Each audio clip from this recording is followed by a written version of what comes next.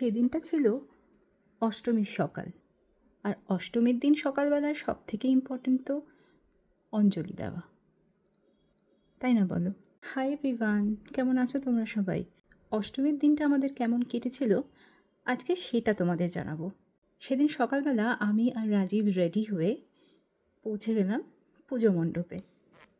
গিয়ে দেখি অলরেডি শুরু হয়ে গেছে। হ্যাঁ, অসুবিধা কিছু ছিল না, কারণ বেশ কয়েকবার তো অঞ্জলি হতে হয়। অষ্টমীর অঞ্জলি তো কেউ মিস করে না, তাই আমরা পরের ব্যাচটাতে দুজনে একসাথে অঞ্জলি দিলাম। সপরিবার ওই জয় দুর্গা ওই নম দুর্গে দুর্গে মহাভাগে ত্রাহিমাং শঙ্কর প্রিয়ে। আমাদের হয়ে গেছে অঞ্জলি দেওয়া। এবার আমরা এসেছি পুরি খেতে। পুরি না লুচি, কি খাবো? পুরি আর আলুর দম আর কি একটা ছোলা আর একটা সবজি আছে, ওটা খাবো। আর তার সাথে মিষ্টি খাবো। অবশ্য আমরা উপোস নিয়েছি, আমরা সকাল থেকে উপোস ছিলাম। উপোস ভাঙলাম চরণামৃত খেয়ে আর ঠাকুরের প্রসাদ খেয়ে।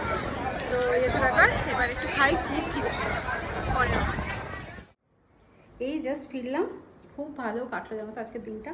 অঞ্জলি দিলাম, একটু প্রসাদ খেয়ে উপাস ভাঙলাম, তারপর একটু লুচি টুচি খেলাম। লুচি আর কি খেলাম রাজীব? ঘুগনি না, লুচি ঘুগনি মিষ্টি সব খেলাম। অনেকক্ষণ ছিলাম।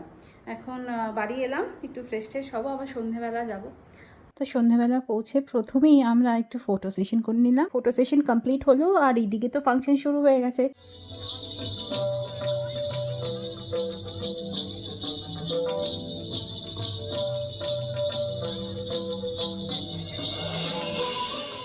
আর হ্যাঁ, এবার তো ফাংশনের রাজীবও পার্টিসিপেট করেছিল।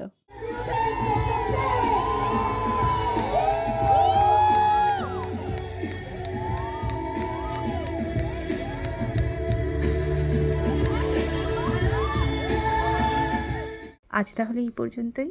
পরের আরেকটা মিনি ব্লগে তোমাদের সাথে আমার আবার কথা হবে। বাই।